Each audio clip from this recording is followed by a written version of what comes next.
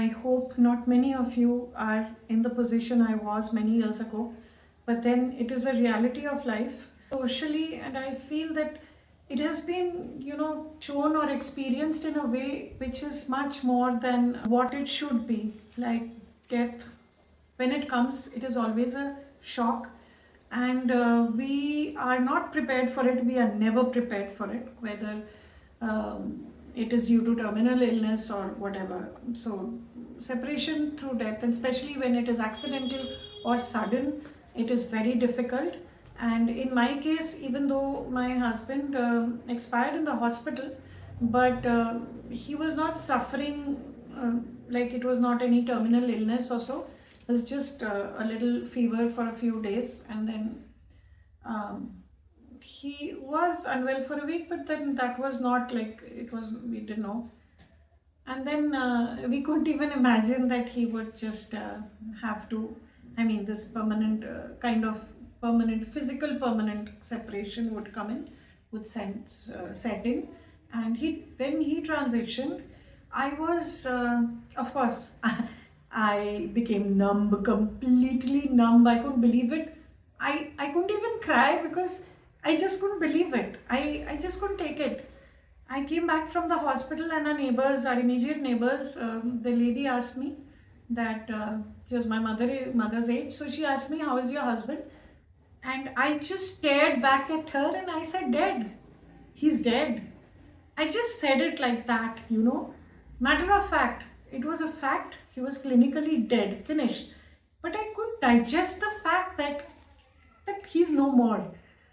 Um, so that is something which we have been unfortunately conditioned in believing, I would say, and I believe very strongly, we have been conditioned to believe, except a few people who, after the physical separation, after death, there have been many people who have researched on this, on life beyond death, and how people connect, how the spirits who have moved on, how they connect to their family. And there are many people who have done work and who have also have videos on it, and there are books written on it. And obviously, when one goes through such a thing, the book I read immediately after my husband's demise was Autobiography of a Yogi, and I found that very soothing. But of course, in it there is something about death, which Yoganandji also mentions, that when one of his students suddenly dies due to some stomach, some infection, and then the student asks him that, "If I die, will you find me?" So, because in spiritual, especially in Indian or Oriental spiritual faith, we do believe that this our soul is eternal. And Yoganand said, "I'll try." And the way he describes that, he felt drawn towards the place where that student had been born. He intuitively and spiritually is drawn to the place where he is born. And so, after I read that, I felt that yes, this is not the end. Life in some other form continues. And immediately after the body was cremated, I had this feeling. I just had this overwhelming feeling. I just looked out, and I just felt that he is everywhere now. He is in the breeze, he's in the wind, he's everywhere.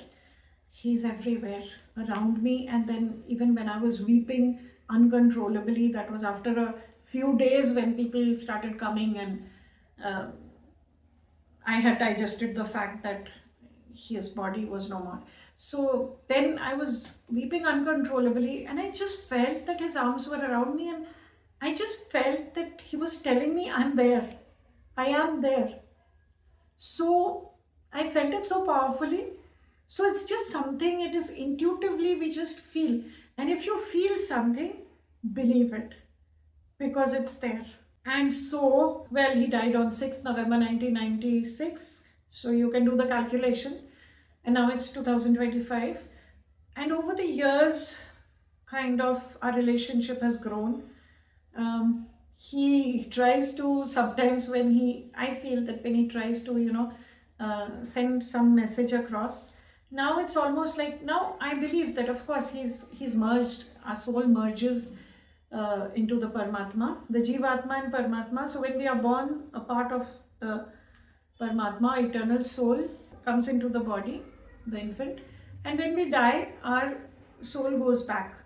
It goes back home to our the Creator, the universal Creator, our parent, eternal parent, divine parent. So I now feel that it's a combined communication from the divine.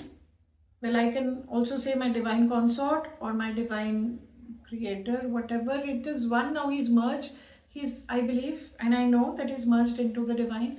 People who work on the paranormal things, so subjects, when the light blinks or the light, there's a little change, and without the light going there's just a fluctuation little bit, and there are, sometimes the curtains just move without any apparent wind blowing, and it's just the small things, but then the just the whispers of the soul, the small tiny things which matters so much, because a person who is going crazy just to communicate, just to feel that that person is around us, so the person who has passed on to the other side also knows and can feel what we are feeling, because we are connected, we are all connected. So they are also trying to send a message, and unless we are open to it, the message won't reach. Or if we choose to be practical and we choose to disregard it, then of course it is our decision. But over the years, I have found it very supportive, and I have been teaching. So even my students, like when they were unable to speak in the class, I've being a communications teacher, I used to request the students to come up and speak. So when they used to speak, there was a student, she later on, she came and told me, ma'am, I can't speak because my father passed away. And when he passed away, we were not with him, he was working somewhere else. Then I told her that no, he loves you very much and you love him very much. So he's right here, he's listening to you, he is. And then I told her that, see, even my husband has passed on, so I understand it and I know it. And the next class she spoke, and she spoke so confidently and so beautifully. So that is the difference it makes, feeling the presence, believing in it, and knowing that they are right here with us. So this is a message I want to give everyone, whether you've lost a friend, a boyfriend, a sibling, a parent, a child, they are all there. They are all there. They can see you grieving and they just feel that they are not able to communicate. So you need to be happy. Now I am at peace. I'm happy because I know that, that they are with me. Now we are one. And he knows every thought of mine, because it is in the beyond, there is unity, and all the ascended masters and all the spirit, like whatever power there is in the spirit world, we are all one, and we communicate through telepathy and we contact each other just by remembering them. So they love it when we remember them, when we feel, when we are eating and we are eating happily, lovingly, knowing that they are with us, and the food which is nourishing us is also nourishing them. In a way, they are living our life with us every moment. So when we succeed, they feel the success. They are going through everything that we are going through. And today, I feel like when there was a time when I used to wear white clothes, I did not dress up, I did not wear any ornaments, I did not feel hungry, I could not sleep. These are all normal signs of depression, acute depression and trauma. But when we know that they are tasting that very food with us, they are relishing what we are relishing, they are partaking, they are healing with us, so they are happy when we are happy. And of course, the place where they are in, there's no comparison. That place is wonderful. And it is not only, there is no heaven and hell, there is no hell, in short. The hell is here on earth because we have to come here to learn our lessons and to get out of the competition and revenge and all those negative things. So this is our practice ground, this is our school, this is our classroom. But there with open arms, there is, yes, Dolores Cannon, she had accidentally, she used to hypnotize people. It began as a cure, and then over the years, she took people back. I mean, and she has researched and spoken a lot about the time between lives, and the precise time when somebody dies. So, no matter how the brutal it seems, oh yes, there's a very important point that I need to tell you is that even if it's an accident death or the body is mangled or crushed or looks horrible, please believe me that even if it is an animal or whatever, when we see it on the road, we feel horrible. But the pain is only when, as long as we are alive. So what happens to the body? The first impact, and there is numbness. The body is also aware and conscious, because once I used to do gymnastics, and when I was doing gymnastics, once I fell right straight. I was doing handstand, so on my hands, my feet were up, and then I fell right on my nose, and my nose was bleeding profusely, but I felt no pain. My body had numbed the pain because it was so acute that I didn't feel it. And I went to my teacher, and my teacher was so aghast looking at me, because my nose was bleeding profusely. She was scared. She was afraid of what my parents might say and all that. But I didn't feel any pain. I was absolutely comfortable. And I went back, like I used to cycle down. So I cycled back home. I rode my bike home, my bicycle back home. So what I'm trying to say is things are not as bad as they seem. And like Dolores Cannon has said, that God sends angel to take every soul very lovingly, no matter what they have done, no matter what their actions may have been, even if they are a horrible murderer or whatever they have been. Well, that will be in the next life. There'll be more training and more things to learn for that soul, if that soul has gone through all that. But the situation in which he did whatever he did, we don't know that. But the universe knows it. There is a recording, everything is shown, everything, chances are given. And so what I want to say is that even in case of an accidental death, or like, yes, cancer is painful. As long as we live, we feel the pain. We do feel, I have felt a lot of pain. I have had cancer, but I was cured by an Ayurveda, the traditional Vedic medicine. It was not, before it could be detected, I was cured. So, and I have other many painful phases of my life. I also had a near death experience. For a few seconds I died, and that place was so peaceful. I felt so peaceful and so loved. That place was so awesome. So believe me that everybody goes there. It is so loving. There are no figures, there are no people, there are no shapes, no bodies, no, like, it's not that God is there and I saw God and came back. No, nothing. There is nothing there. It's just like when we fly, if you have gone on a plane, it's just clouds and it's nothing. It's just, what I saw was, I just felt I was amongst the clouds, and I felt tremendous feeling of peace and love, overwhelming love, and I felt it so strongly. I just knew I was loved, and ever since I know I'm loved. So what people say and the way people behave does not affect me the way it used to before my near death experience. And it is said that sometimes lightning has struck people, and they have had, for a few seconds, people have passed out and again returned. It has happened to many people, but once they have gone and come back, then things are not the same. I was so happy. I was talking to the Divine Mother. I was telling her, thank God, now I don't need to go through that pain and suffering in life. Thank you, everything is over now. And then then I opened my eyes and I was back in my room, and I said, why?